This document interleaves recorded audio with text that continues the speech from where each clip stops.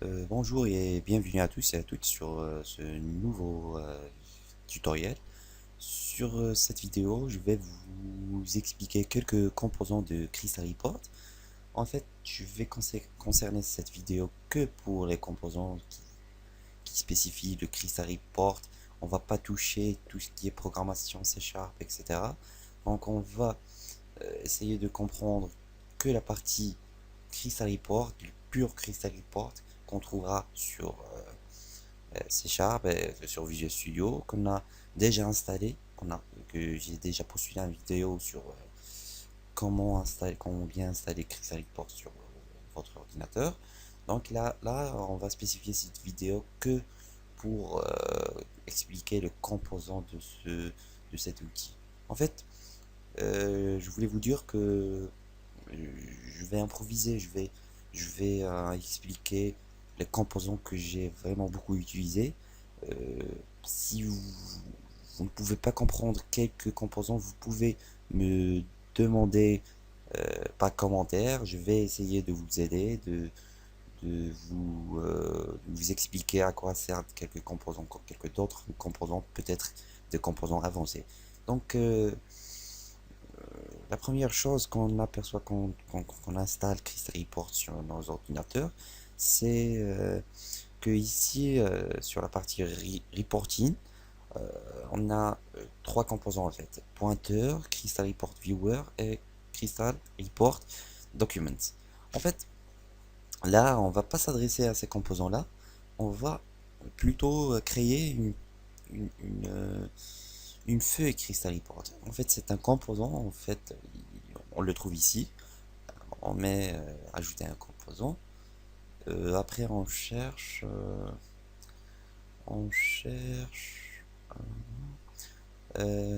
Crystal Report, tout simplement. En fait, là, c'est un type élément Visual C Sharp, fichier Crystal Report permettant de publier des données dans un formulaire Windows ou web. En fait, là, c'est une page. Il ressemble à peu près à Word, mais là, vous remarquez que, là, il nous demande le type du rapport qu'on veut créer. Euh, je préfère toujours de créer un rapport vide en fait, parce que les, euh, les, les créations existantes en Crystal Report et souvent, euh, je sais pas, ils ont orienté ça pour les data mining et tout ce qui concerne les big data, etc., etc. Donc, c'est c'est un peu compliqué des tableaux croisés, etc., etc. On va s'intéresser que par des rapports vides et on va personnaliser nos propres rapports. Ce sera euh, bien pour nous. Donc, j'ai souvent utilisé l'assistant de création de rapports. J'utilise tout le temps la partie rapport vide. Donc, sur cette vidéo, on va s'adresser à cette partie-là. Donc, on va choisir un rapport vide et on va cliquer sur OK. Donc là, vous remarquez que ça ressemble à peu près à Word, etc. Je sais pas, mais là, c'est vraiment hyper simple. Donc, euh, si vous remarquez ici, on a, euh, on a l'explorateur de serveur qu'on va expliquer plus tard. Donc là, pour l'explorateur du serveur, on doit y avoir un accès à une base de données qu'on va communiquer et qu'on va euh, communiquer avec Crystal Report afin de nous servir que ce qu'on va demander et qui va apporter les données d'une base de données en fait. Mais là, c'est pas encore le temps d'expliquer ce genre de choses. Donc on va laisser cette partie-là à un autre tutoriel qu'on va expliquer comment faire une relation entre une base de données et Crystal Report. Là, on va s'adresser que aux composants qui sont existants dans Crystal Report. Donc là, on trouve qu'un pointeur, objet texte, objet ligne, objet 4. Mais rassurez-vous, c'est pas tout en fait. Il y a vraiment beaucoup de choses. Il y a vraiment les images par exemple, les, on va découvrir petit à petit ce genre de composants. En fait, l'objet texte c'est vraiment simple, c'est en fait c'est une zone de texte qu'on peut écrire tout ce qu'on veut, C# par exemple. Bon, en fait, on, ici, on peut faire tout ce qu'on veut. Report. Bon, en fait, euh, pour personnaliser ce objet texte, en fait, euh, vous, c'est la partie, c'est la fenêtre propriété qui offre beaucoup de, de propriétés que vous pouvez modifier. Donc, c'est simple. Ici, il y a le background du composant. Il y a le border color si vous préférez avoir un bordure. Le button line style, c'est pas intéressant en fait. Le has drop show, je vois pas l'intérêt. Mais les choses essentielles pour bien personnaliser ce petit objet texte, c'est la police en fait, la couleur du police, le, ici vous remarquez que c'est la fenêtre réservée à personnaliser la police qui est habituellement utilisée par toutes les applications Windows.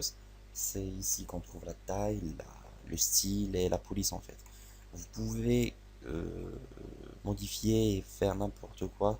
Vous pouvez personnaliser. Vous pouvez même envisager d'utiliser des fonts, des polices plutôt personnalisées que vous trouvez sur internet. Vous pouvez faire tout ce que vous voulez. Donc c'est simple en fait. C'est vraiment simple d'utiliser Crystal Report sur ce genre de truc.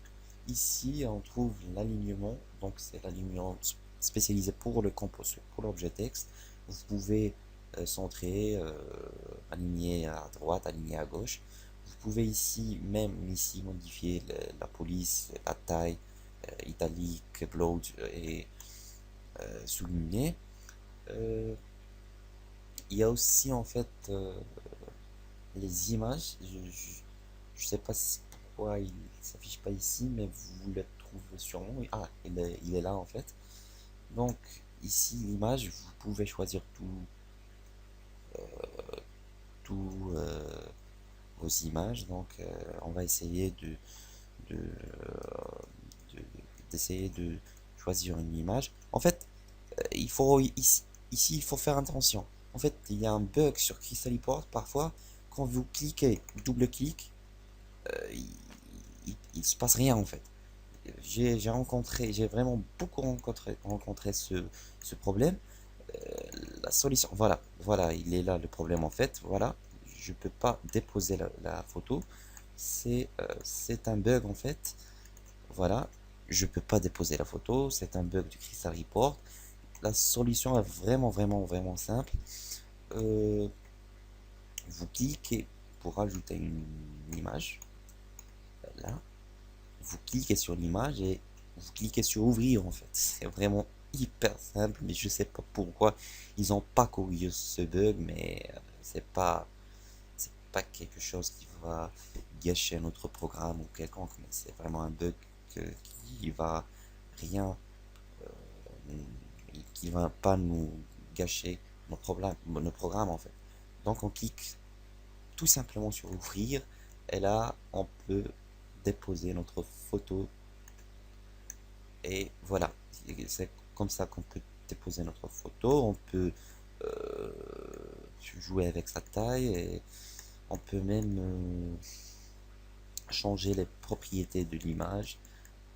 Il y a vraiment beaucoup en fait. Si vous voulez personnaliser la largeur et la hauteur de façon précise, si vous voulez euh, changer le nom de la photo, de l'image, si vous voulez changer la background en fait, si c'est un PNG et que vous voulez que le fond soit blanc afin que si vous imprimez et elle sera pas noire en fait, parce que quand vous imprimez un PNG sur Crystal Report, vous remarquez que c'est noir en fait. C'est une image qui, le fond transparent se transforme en noir. Donc là, vous devez préciser le background de l'image.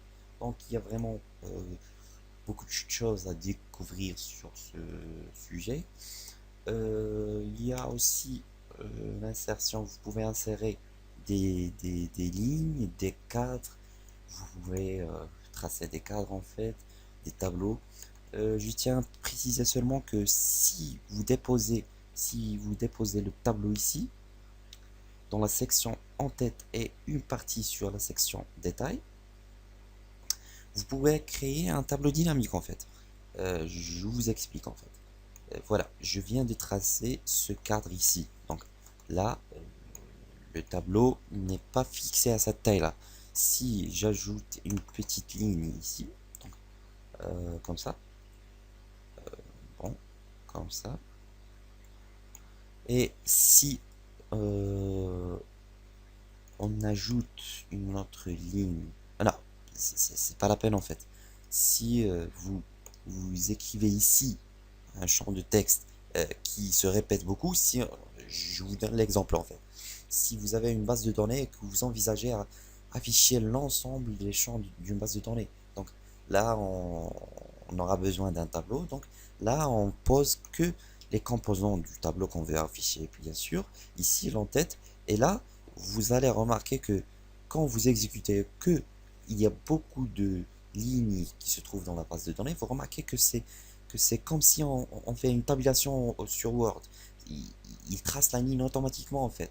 On va revenir sur cet aspect-là et on va essayer plus tard cette méthode-là et on va l'expliquer profondément et vous allez comprendre ce que je voulais dire en fait. Là, je sais que vous êtes perdu en fait sur ce qui concerne ce point-là.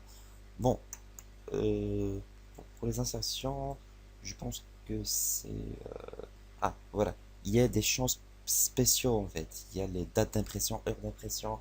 Il y a vraiment plein de choses que vous pouvez faire sur votre page et qui se répètent sur plusieurs pages peut-être, si vous voulez. Ou sinon, il se crée sur une toute petite partie du rapport. Donc, on va, on va expliquer ce genre de duplication du contenu et de l'entête qui sera perdu dans plusieurs pages et de personnaliser ce genre de problème. Mais là, on s'intéresse vraiment que des composants de Crystal Report. Donc, je pense qu'on a tout traité. Il reste que de toucher un peu la configuration du rapport. En fait, ici dans la base de données, on va parler plus tard sur ce sujet-là. Pour le rapport ici, on va, on va s'intéresser aux options du rapport. Options, ah non, non, pardon. Bon, donc on s'intéresse à la conception et la mise en page. Ici c'est vraiment la partie que vous pouvez personnaliser. Ici, si je change de A4, ici c'est une A4 vers A5 et que je demande que cette page soit en mode paysage, j'ajuste automatiquement les marches et je clique sur OK. Si je clique sur OK, vous remarquez que là, ça n'apparaît pas, mais au niveau de l'impression, la page, la page qu'elle sera imprimée sera de ce type-là en fait. Vous devez déposer une page A5 et vous devez respecter la taille d'une page A5. Je pense là que c'est bon, c'est une page A5 en fait, c'est déjà une page A5. On va changer d'une page A4 pour voir la, la, le changement. Ah, je sais pas en fait, c'est parce que j'ai touché le... donc c'est vraiment une A4 je pense. Donc Ici, c'est pour les options d'impression en fait. C'est pour les impressions et le type de papier que vous voulez imprimer, que vous voulez afficher, même afficher sur écran. Donc, il y a aussi la partie, vous pouvez euh, faire ceci afin de rendre les composants, les paramètres par défaut. Et là, il y a une option afin d'observer, d'apercevoir le, le rapport. En fait, vous remarquez que c'est une A4 là, voilà. Donc, je pense qu'on a tout traité en fait. J'espère que j'ai pas oublié quelque chose. Euh, je sais pas en fait, vu le rapport précédent. Euh, En fait, c'est vraiment tout ce que j'ai pour le moment. En fait, je voulais vous dire que si vous voulez que je vous explique des composants particuliers ou que vous trouvez du problème à comprendre, je suis à votre disposition. Je peux répondre à vos commentaires. Merci de suivre ce tutoriel et je, je vais essayer de vous expliquer d'autres concepts qui sont en relation avec Crystal Report et qui ont une bonne relation avec C Sharp parce que ce qui m'intéresse c'est le C Sharp et je vais faire des tutoriels sur le C Sharp et tout ce qui concerne le C Sharp. Merci d'avoir euh, suivi cette vidéo. À la prochaine et au revoir.